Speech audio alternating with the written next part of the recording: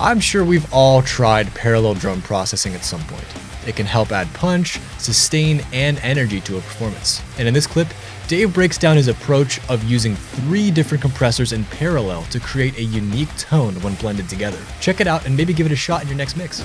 A pretty important part of this whole shebang is parallel compression. So these have all been turned off so far, but we're going to turn them on and see what happens with these bad boys. So I typically, what's been my mode lately is to run 3 different parallel compressors on drums, and they all are doing different things. The first 2, Paracomplex and Paradecomp, are doing similar things. They are adding a ton of attack. They're set up in the way with fast release and very slow attack, or pretty slow attack, and they're being hit pretty hard to do more of what all these other compressors are doing. Just add punch, add punch. I really like punchy drums. So I'm using a VCC and a trimmer in front of these compressors for 2 reasons. Apparently, I don't always run the actual console emulation here, but I am in this case. And then what I do use a trimmer for is to control my gain staging. It gives me a way for if I need to just overall hit the compressor harder or less hard, I prefer to leave all of my hardware compressors in a static position. Essentially, I found what I like out of a particular unit, and I leave it set up that way all the time, and I adjust going in and coming out of those in the DAW. So that's saved with my session data, and the boxes just never have to be touched. I can show you how these are set up. Well, let's hear them first, and then I'll show you how they're set up. So I have a Compax F760, which is a great sounding compressor, on Audioscape Decomp, which is what first made me fall in love with hardware compressors and parallel compression in general.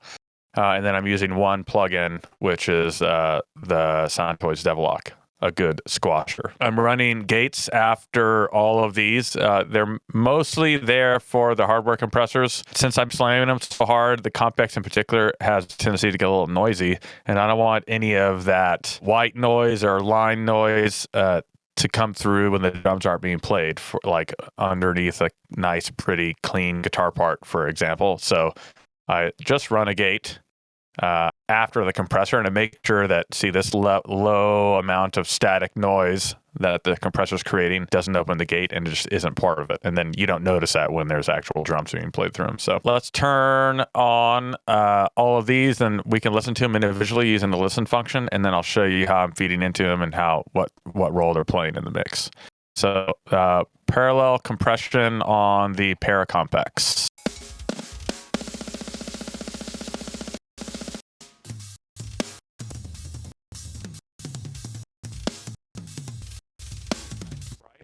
So you notice it's not the full drum mix.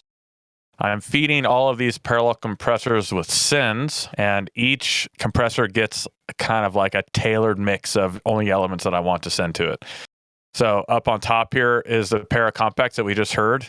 It's getting just a tiny bit of kick, a good amount of snare. I'm actually pushing over unity on the snare, some tom, some overhead, and some room. And this changes, like I have kind of a general starting point that I may go with for each compressor. The Compax in general, I really lock on snare, and it does pretty cool stuff to some high-end sources. So I'll use some amount of overheads and some room, but not to the level I'm going to send snare or the cymbals are just going to get out of control. So I know what I like out of a particular compressor, and then I can tailor the source it sees and only get that aspect from it. So you're hearing a lot of what it does to snare in this particular case. Let's listen one more time.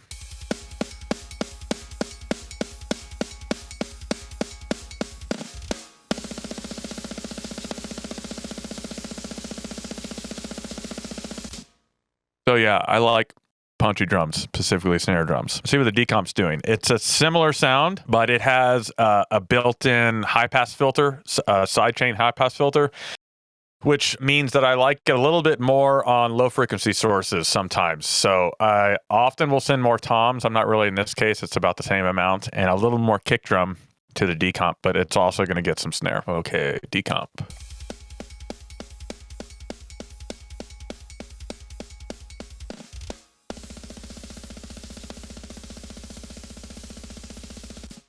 definitely more balanced overall.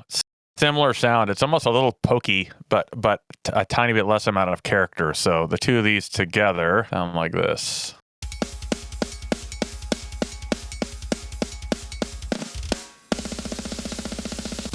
It definitely sounds extreme by itself, but the whole point is that you go extreme and then you blend in, and it just gives you like, it's like they turn into like excitement faders. So you hear the direct mics and you're like, it's cool. I mean, I have a lot of compression on the individual tracks like we've already gone over, so they're pretty exciting, but then this just like adds a ton more pop and push and intensity. And then the last, I call it Parasquash. Sometimes I'll call it Paradevil, because usually the plugin I'm using is the Devil Lock. And I think it is in this case too, but we'll hear what this one sounds like.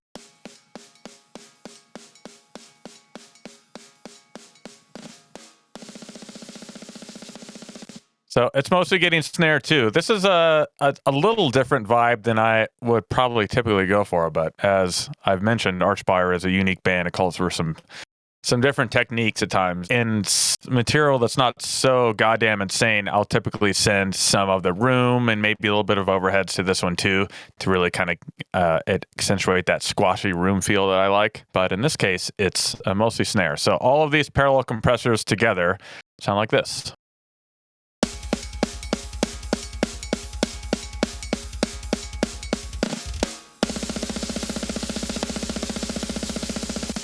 Mostly snare. And then I can show you what they're adding to the mix, with the caveat that, like, since these parallel compressors are mostly snare, when I mute them, the snare is probably going to feel a little quiet in the mix without them. So if I was just sending the entire drums to all these, I could unmute them and then it would be kind of balanced in both version with and without parallel compression.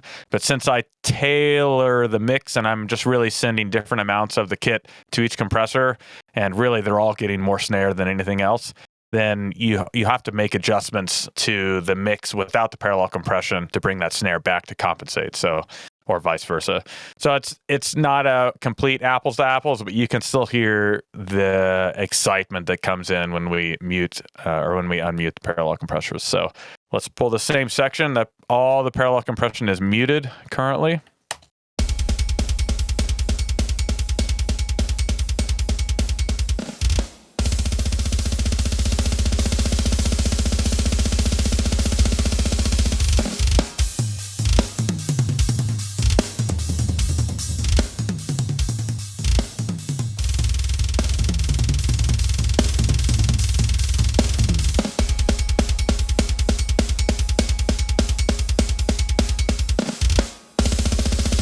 So it just makes all the hits sound hard. Like even that part where he's doing like the 3/4 snare thing, like it's like ga ga ga ga. I just like that sound. It's a little more extreme than it probably sounds on the album, just because we don't have any kind of mastering stuff. And everyone who's mixed a metal song ever knows that squeezing a punchy snare through a mastering chain is one of the things you have to deal with. So you got to go a little more on the extreme side beforehand. And that's essentially our drum sound.